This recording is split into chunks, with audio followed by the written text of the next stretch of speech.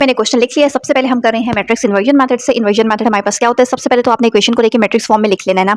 First row में कौन से नंबर्स हैं, x के साथ है 3, y के साथ लिखा हुआ है 4। इसी तरह सेकंड रो में आज x के साथ है 5 और y के साथ क्या है -1। वेरिएबल्स कौन से यूज हो रहे हैं दोनों इक्वेशन में, small x and small y। इसको ऐसे मैट्रिक्स में लिख लिया और इक्वल के बाद जो दो नंबर्स हैं उसको हमने इस तरह मैट्रिक्स में लिख लिए। ठीक हो गया।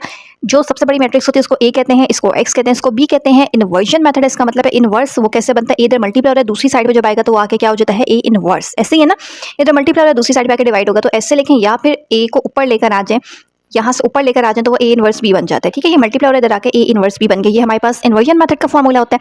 अब इस फॉर्मूले के लिए मुझे ए इनवर्स की वैल्यू चाहिए और बी से मैंने उसको मल्टीप्लाई कर देना। बी का मतलब ये वाली मैट्रिक्स, ए इनवर्स हमें नहीं पता, वो हमने निकालना है। तो ए इनवर्स का फॉर्मूला तो हमें ऑलरेडी पता है क्या होता है, ए इनवर्स इक्वल होता है adjoint of A divided by determinant of ए।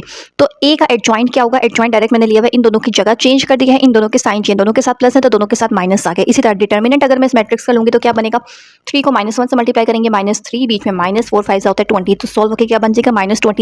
दोनों चीजें पता है। ए इनवर्स क्या बनेगा, डिटर्मिनेंट वाले नंबर को 1 के साथ ऐसे डिवाइड करके लिख देते हैं और एडजॉइंट को उसके साथ लिख लेते हैं।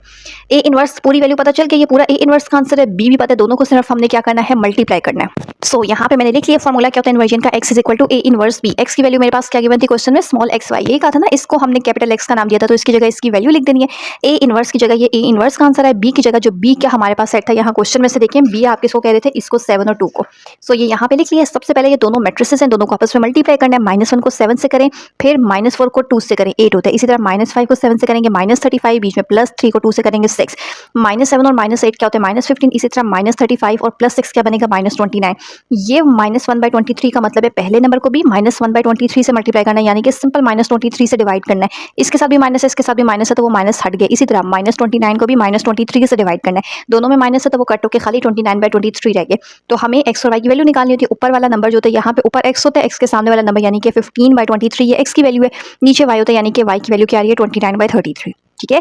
अब अगेन इसी क्वेश्चन को सेम टू सेम यही क्वेश्चन है, इसको क्रैमर रूल के जरिए करना है, तो क्रैमर रूल तो और ज़्यादा आसान होता है। सबसे पहले तो अगेन जो मैंने अपना मैट्रिक्स फॉर्म लिखी थी, यहाँ से क्वेश्चन से भी देख लें, ये वाली जो मैट्रिक्स फॉर्म है ना, ये एज इट इज लिख लेते हैं।